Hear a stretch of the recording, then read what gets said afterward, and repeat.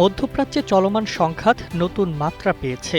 শনিবার সন্ধ্যায় ইরানের রাজধানী তেহরান সহ দেশের একাধিক গুরুত্বপূর্ণ শহরে ব্যাপক বিমান হামলার খবর পাওয়া গেছে। রাষ্ট্রীয় ও আন্তর্জাতিক বিভিন্ন সূত্রের তথ্য অনুযায়ী তেহরানের উত্তর পূর্ব, পশ্চিম, মধ্য ও পূর্বাঞ্চলে একের পর এক শক্তিশালী বিস্ফোরণের শব্দে আতঙ্ক ছড়িয়ে পড়ে। সামাজিক যোগাযোগ মাধ্যমে ছড়িয়ে পড়া ভিডিওতে শহরের আকাশে আগুনের কুণ্ডলী দেখা গেছে, যদিও এসব দৃশ্য স্বাধীনভাবে যাচাই করা সম্ভব হয়নি।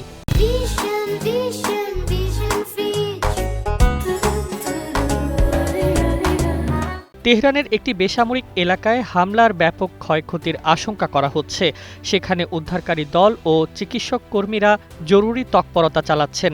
একই সময়ে সামরিক স্থাপনা হিসেবে পরিচিত পারচিন এলাকাও হামলার লক্ষ্যবস্তু হয়েছে বলে জানা গেছে। রাজধানীর বাইরে মাশহাদ, কেরামশাহ ও বীরজান্দ শহরেও বিস্ফোরণের খবর মিলেছে। মাশহাদ বিমানবন্দর সংলগ্ন এলাকায় একাধিক বিস্ফোরণের শব্দ শুনেছেন স্থানীয়রা। অন্যদিকে পাল্টা হামলায় ইসরায়েলের মধ্যাঞ্চলীয় বেইত শেমেশ এলাকায় ইরানি ক্ষেপণাস্ত্র আঘাত হেনেছে। এতে একটি বিশাল গর্তের সৃষ্টি হয়েছে এবং আশেপাশের ভবন ও গাড়ি ক্ষতিগ্রস্ত হয়েছে। জেরুজালেম সংলগ্ন এলাকায় অন্তত ১২ জন আহত হয়েছেন। গত ২৪ ঘণ্টায় ইরান ও হিজবুল্লাহর হামলায় ইসরায়েলে আহতের সংখ্যা আরও বেড়ে দাঁড়িয়েছে কয়েক হাজারে, যাদের মধ্যে অনেককে আশঙ্কাজনক অবস্থায় চিকিৎসাধীন। এদিকে যুদ্ধ আরও বিস্তৃত আকার ধারণ করছে। ইয়েমেনের হুতি গোষ্ঠী আনুষ্ঠানিকভাবে যুদ্ধে যোগ দেওয়ার ঘোষণা দিয়েছে এবং ইসরায়েলের লক্ষ্যবস্তুতে ক্ষেপণাস্ত্র হামলা চালিয়েছে।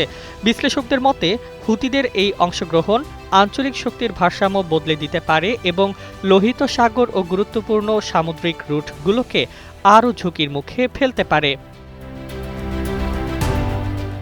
চলমান সংঘাতে ইরানের পরমাণু স্থাপনাগুলো হামলার শিকার হয়েছে বলে অভিযোগ উঠেছে।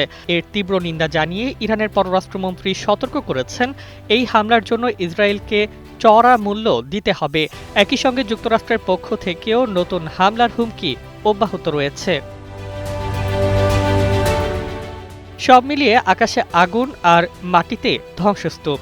এই বাস্তবতায় মধ্যপ্রাচ্য এখন এক ভয়াবহ যুদ্ধ পরিস্থিতির মধ্য দিয়ে যাচ্ছে। কূটনৈতিক তৎপরতা চললেও সংঘাত থামার কোনো স্পষ্ট ইঙ্গিত আপাতত দেখা যাচ্ছে না।